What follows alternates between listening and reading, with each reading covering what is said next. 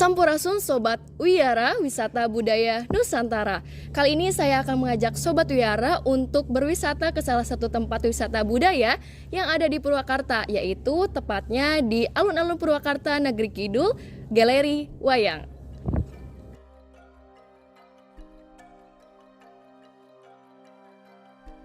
Galeri Wayang. Seperti namanya, galeri ini berisikan wayang-wayang dari Nusantara. Untuk bisa masuk ke galeri wayang ini, Sobat Wiyara cukup membayar sebesar 5.000 untuk dewasa dan 3.000 untuk anak-anak.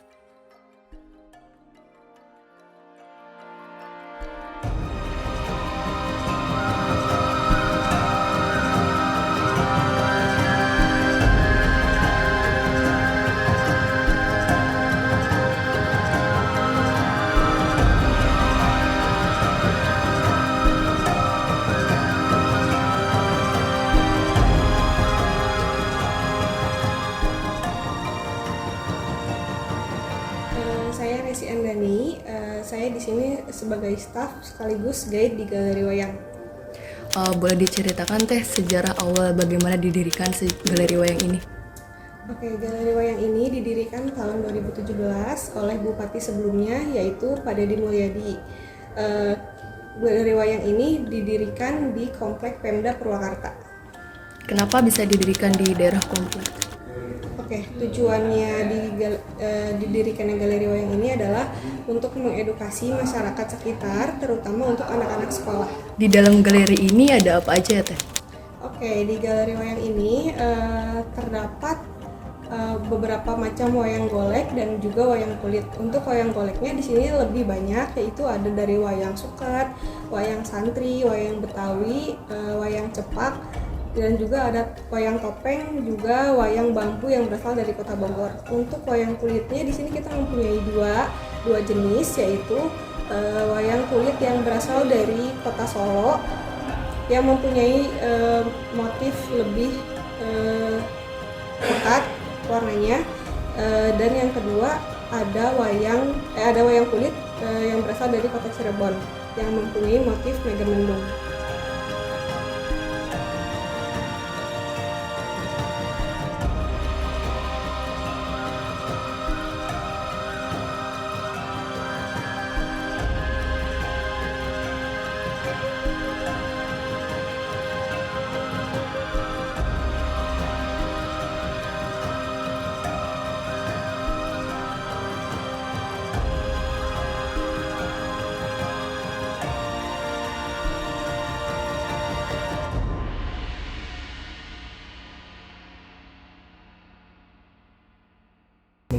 Ini mengenai cara pembuatan wayangnya itu bahan bakunya itu seperti apa dan apa aja ya Pak? Nah, ini bahan bakunya dipakainya dua macam ya.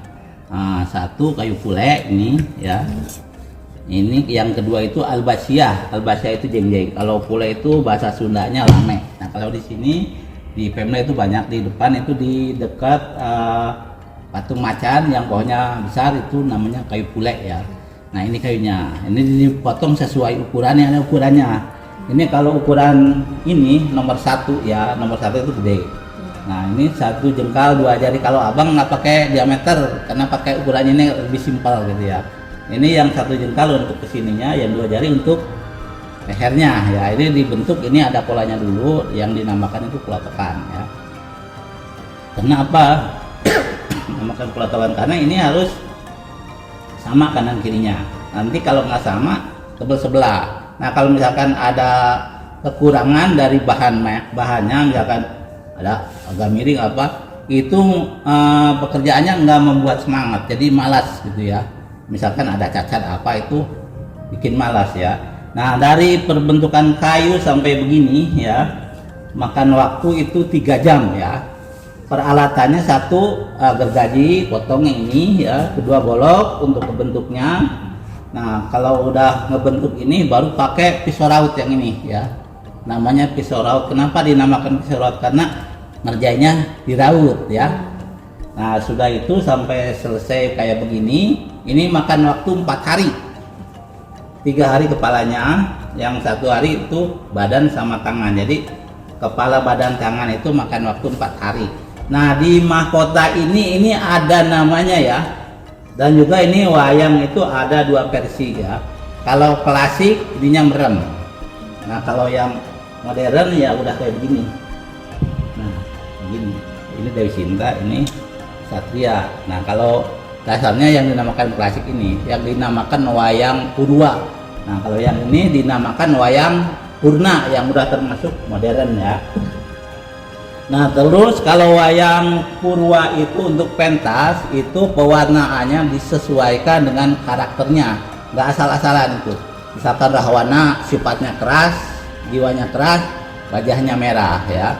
Terus ya, seperti Arjuna itu lembut, pewarnaannya putih ya. Nah kalau Satria, nah Satria itu jiwanya ada baik, ada jahat, makanya pewarnanya pink ya.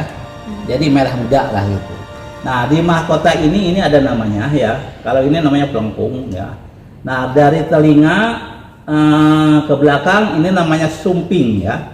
Terus ke atas ke belakang sumping. Terus yang ini namanya Garuda Mungkur ya. Ini di warna nanti. Terus ada lidahnya, ini namanya utah-utah ya. Nah keseluruhan ini mahkota ya. Ini mahkota Satria, mahkota kerajaan itu beda ya. Terus yang di depan ini ada rambut sedikit, namanya amis cau ya. Terus kalau ini rambut ya. Nah kalau ukiran rambut sama ukiran emas, nah kalau yang ini yang lingkaran ini untuk emas, model ini ya, ini beda ya. Ini emas. Kalau yang ini rambut. Nah kalau zaman dulu zaman kerajaan kan gondrong-gondrong ini rambutnya. Nah kalau ukiran emas itu namanya paku. Tapi paku bukan untuk bangunan, paku pakis ya yang itu kan. Yang udah kan ada lingkarannya. Nah itu yang ini. Nah kalau ada yang panjang ini namanya ukiran keris. Itu ada masing-masing punya khas ya. Terus untuk badannya gini. Nah dibolongin alatnya pakai bor ya. Nah kalau yang kecil ini pakai bor kecil, itu namanya jarak ya. Nah kalau untuk tangannya itu beda-beda ya. Nah kayak gini. Kalau untuk Arjuna, Yudhistira itu polos, kalau klasikan, terkecuali yang modern kayak model ini ya. Ini gelang, terus ada ukiran ini namanya ukiran kucuk rebung ya. Ada ukiran sedikit. Terus sininya kan kalau raja itu beda-beda. Kalau ini ada namanya, kalau yang ini biasa sama yang ini. Kalau yang ada burung itu atau naga, di sini namanya kilat bahu ya. Ketika terkata juga ada di sini. Itu namanya kilat bahu. Nah kalau yang ini mahkota kencung ini mahkota kerajaan ya. Nggak salah-salah. Mahkota yang lebih dikenal itu ada 3. Yang Yudhistira, ini Sanggul Sinapit Turang, Binokasi dan Sekar Kelowi. Itu ada di Rahwana semua, sama yang ini juga ya. Kalau Rahwana kan mahkotanya ada 2. Mahkota perang yang biasa gini. Nah kalau mahkota Dasamuka, Rahwana Dasamuka kuncung ini ya. Tapi kalau yang ini mahkota modern. Kalau yang klasik ini ada badongnya. Itu ada perbedaan ya. Terus selain itu ya, untuk pewarnaan yang kedua ya, untuk pewarnaan dari kayu ini udah dihamplas, sudah halus semua, baru dikasih dasar. Dasar itu fungsinya untuk menutupi pori-pori ya, itu 3 kali. Yang pertama, yang kedua, yang ketiga. Nah udah kering dihamplas pakai hamplas halus ya. Sudah itu baru dikasih cat putih, cat minyak warna putih kayak gini ya. Nah semua putih. Nah kalau untuk yang hitam kan beda rambut ini. Nah kalau yang putih ini atau untuk pewarnaan yang ini ada kembang-kembangnya ya, ada bunganya. Nah itu untuk pewarnaan itu ada namanya sablon tumpang sari kayak gini. Nah ini warna klasik ya. Ini ada warna-warni itu, karena yang dinamakan sablon tumpang sari itu ada susunannya ya. Itu alatnya pakai kuas tulis yang kecil sesuai tempatnya aja gitu ya. Nah kalau untuk rambut hitam kan ini semua hitam. Nah kalau sesudah itu sudah pewarnaan, ini yang untuk emasnya ini pakainya pakai brom serbuk ya. Brom serbuk itu brom serbuk dicampur vernis lalu pakai pengencer. Itu sesuai takaran ya. Pakai pengencernya. Kalau untuk pewarnaan itu pakai catnya cat liput, jadi supaya cepat kering ya. Ini terus ada juga untuk gores-goresnya, itu namanya nyontreng, terkecuali untuk alis kayak gini. Nah, ini namanya meleng. Ya. Kalau untuk contrengan gini, ada contrengan kayak gini, ya. Itu namanya contrengan, ya. Itu selain kuas bisa juga pakai pulpen, ya, tapi yang permanen, ya. Nah, terus untuk aksesorisnya, ya, ada aksesorisnya. Nah, aksesorisnya ngambil bahan bakunya dari kain duduk, dipotong sesuai ukuran, ya. Nah, alatnya gunting sama jarumnya harus yang khusus jarum mutai untuk ini. Ya, masangin ininya. Ini pakai sulam tangan semua, ya. Nah, ini dari manik-maniknya ini ada namanya. Yang pertama itu yang kecil, mutai pasir, mutai bambu, ada yang tipis ini karpatu atau ramoci, ya. Kalau di Bandung itu karpatu, cuman kebanyakan itu ramoci. Nah, kalau yang ininya mutiara itu pakai sulam semua, ya. Nah, kalau untuk aksesoris yang depan ini amplop, ya. Sama depan, pinggir dan belakang. Perbedaannya dari ini. Dari kalau laki dan perempuan, kalau laki-laki pakai kerah, ya. Ini pakai kerah. Nah, kalau perempuan itu pakai kemben. Dari belakangnya ini juga beda. Tuh. Ya. Bedanya ini sama ini. Ini namanya kemben. Kalau zaman dulu kan cerita wayang itu cerita kerajaan, ya. Nah, kalau ini terus untuk pegangan di bawah ini muter-muter, ya. Ini ada namanya, nggak asal-asalan. Ini yang dinamakan cempurit, ya. Kalau di Bandung bahasa Sunda mah sogol. Kalau ini cempurit bahasa nasional. Nah, kalau yang untuk pegangan tangan kayak gini, ini namanya tutuding atau tuling, ya. Ini. Nah, kalau kainnya, selain itu ini kan sorder atau kekewer, ya. Ini. Terus ada kain dobelan. Kalau kain biasa yang ini, kain dobelan itu namanya dodot, ya. Kain dobelannya. Nah, kalau Bima itu ada namanya dodotnya, namanya dodot Bang Bintulaji, ya. Yang kain catur itu.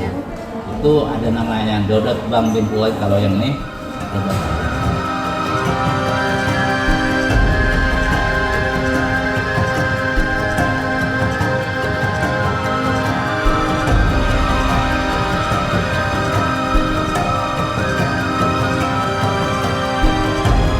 Sobat Wiyara, selanjutnya kita akan memasuki ruangan yang di dalamnya berisikan relief dan juga pohon hayat. Nah, relief ini yang kedua itu cerita Mahabharata, ya, beda dengan cerita Ramayana. Nah, kalau cerita Mahabharata itu tentang kenegaraan, ya, pihak Pandawa dan Astina. Nah, kalau Pandawa itu di kerajaan Yudhistira, yang Pandawa 5 Yudhistira, Bima, Arjuna, dan Nakula Sadewa. Kalau yang lainnya misalkan Semar termasuknya ke Pandawa. Terus negara-negara yang lainnya kayak Krishna yang dinamakan kerajaan Dwarawati, ya, itu kan hanya dua, Krishna dan patihnya itu Setyaki Padmanegara, itu masuknya ke pihak Pandawa. Nah, yang keduanya itu Astina itu dirajain sama Duryudana. Terus yang sama yang lainnya itu emang kalau Astina itu ada 99, ya, 99 wayang. Kalau Pandawa kan sedikit. Nah, di situ ada yang pertama itu main judi. Nah, dari zaman kerajaan dulu itu udah ada judi, ya, main dadu itu. Cuman yang itu ada Wiku, namanya Wikudrona. Wikudrona itu punya murid orang Pandawa dan orang Astina. Nah, akhirnya ngadu ketangkasan, misalkan Arjuna sama Karna. Itu kan sebetulnya adik kakak, ya, cuman beda ayah lah gitu. Nah, akhirnya udah gitu emang diadu ketangkasan. Selain itu, ya, sebetulnya yang dinamakan Pandita Dorna itu kebanyakan orang bilang itu jahat, ya. Sebetulnya enggak. Yang jahat itu kakaknya Patih Sangkuni itu. Yang jahatnya itu sebetulnya kalau Wikudrona itu punya keahlian akhirnya. Oke. Tujuan di galeri wayang ini diadakan relief itu untuk apa, Pak? Nah, diadakan relief ini satu untuk mempelajari anak sekolah ya, keduanya untuk membudayakan seni budaya wayang. Nah, makanya sini ada reliefnya, ada wayangnya, ada lukisan kacanya, ada misalkan masing-masing daerah kayak ini Bima ya, itu masing-masing punya khas. Kalau relief ini kan dia kayak 3 dimensi gini ya Pak ya. Nah ini cara pengerjaannya itu dia dipahat kah atau bagaimana? Nah, kalau ini dipahat, yang menamakan relief itu ukiran yang menonjol ya. Kalau ukiran aja kan rata ininya, makanya ini relief ada yang timbul ya, kayak ini, ada yang lebih menonjol gitu. Biasanya kalau yang lebih menonjol itu dari bentuk wayang dulu, wayang sebelah baru ditempelin. Nah, kalau yang ini kan langsung ya, makanya ini ada sambungannya. Ini papan, bukan satu bar gini nyatu, enggak, ini ada sambungannya. Disambung, dilem, baru ditatah. Ya, ini pakai tatah alatnya. Setiap relief-relief yang terdapat di ruangan ini bukan lain memiliki cerita tersendiri dari setiap ukiran yang dibuat, seperti cerita Mahabharata yang mengkisahkan kenegaraan. Melalui relief ini, Sobat Wiyara dapat mengetahui lebih dalam mengenai cerita-cerita yang terjadi di antara tokoh-tokoh pewayangan.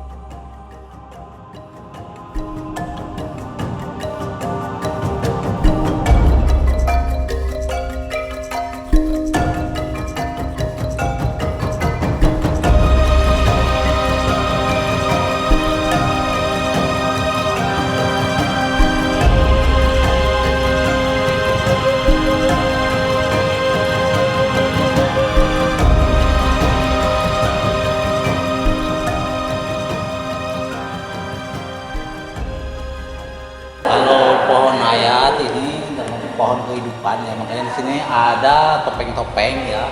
Nah, kalau topeng-topeng ini yang paling atas itu kastanya paling tinggi. Misalkan kalau ini kan dalam cerita Hindu ya, kalau Hindu itu paling tinggi misalkan Sangyang. Nah, di bawah Sangyang itu dewa.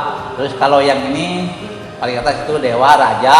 Terus kedua itu Ponggawa atau Resi, itu kastanya sama ya. Nah, terus ketiganya ini selain Penggawa itu Pati, terus ke bawahnya juga Satria ya. Ini kan beberapa tahap. Nah, yang paling bawah sekali ini kastanya paling bawah, misalkan Cepot, Semar, Dawala, Gareng ya, atau Citrayuda, Citragota, Citraksa, Citraksi, adanya jajarannya paling bawah. Karena ini kastanya paling bawah. Dan kalau yang paling atas itu tentang kastanya paling tinggi. Kan kalau cerita dewa itu paling tinggi itu Sangyang ya, Sangyang, terus dewa, terus Batara. Itu dewa sama Batara itu sama. Nah, tersininya raja, Resi.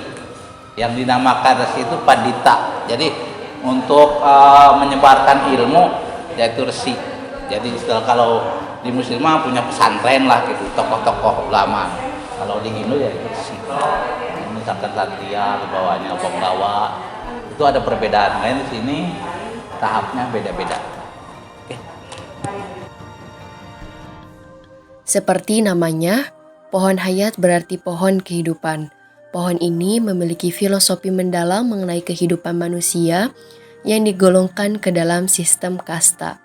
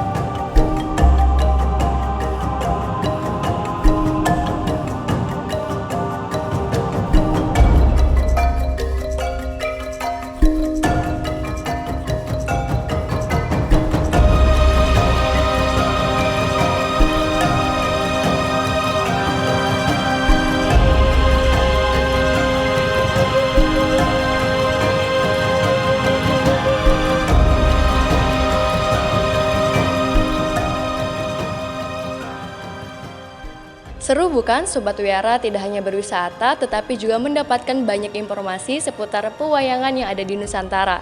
Maka dari itu kita sebagai penerus bangsa harus paham dan juga ingat budaya dan juga sejarah yang kita miliki.